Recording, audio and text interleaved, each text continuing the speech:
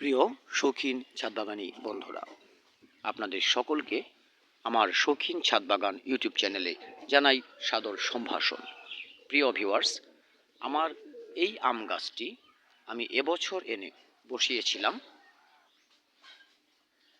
একটি 10 ইঞ্চি টবে।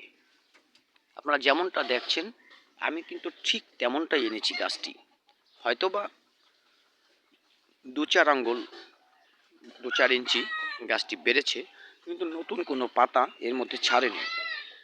আমি গাছটি বসানোর পরে এখানে প্রচুর পরিমাণে মুকুল চলে এসেছিল। এ বিষয়ে আমি আপনাদের ভিডিও দিয়েছিলাম, কিন্তু আমার এই গাছটি খুব ছোট বিধায় আমি মুকুল রাখিনি, মুকুলগুলো ছেটে ফেলেছি। আমি চেয়েছি আমার গাছটি ঝোপালো হোক, শক্ত সামর্থ্য হোক, তারপর আমি আগামীতে এখান থেকে ফুল ফল নেব। ভিউয়ার্স দেখুন, আমি গাছটি কিন্তু ছোট্ট একটি 10 ইঞ্চি টবে বসিয়েছি। 10 ইঞ্চি টবে বসানোর একটি কারণ, এর শেকড়টাকে আমি ভালো করে বাড়িয়ে নেব, তারপর আমি কোনো বড় টবে এটাকে সেট করব, তাতে গাছের গ্রোথ ভালো হয়।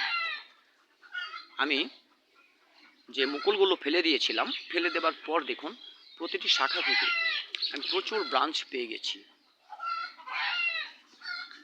এখানে আমি 1 থেকে 3টে ব্রাঞ্চ পেয়েছি, এখানেও 3টে ব্রাঞ্চ, দেখুন এখানে 3টে ব্রাঞ্চ, এখানে 2টো হচ্ছে, এখানে একটি,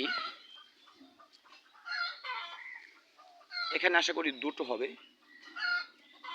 এখানে 2টো হচ্ছে।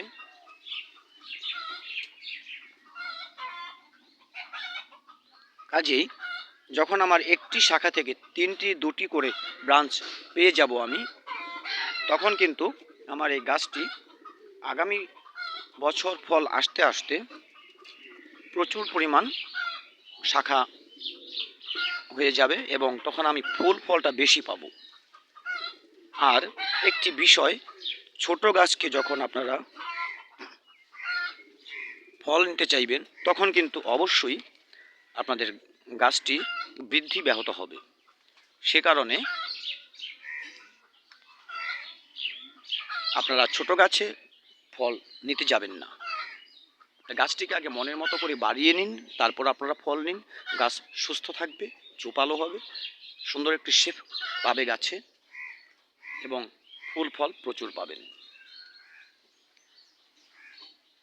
আমি আমার আশা অনুরূপ ব্রাঞ্চগুলো পাচ্ছি, তাই দেখেও ভালো লাগছে।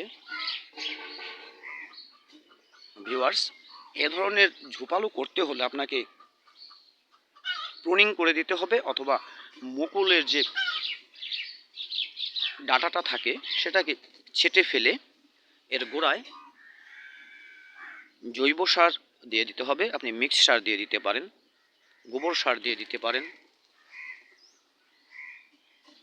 এভাবে আপনার গাছকে ঝোপালো করে নিন, দেখবেন ছাদ বাগানের উপযুক্ত একটি গাছ তৈরি করা খুব সহজ হয়ে যাবে আপনার কাছে।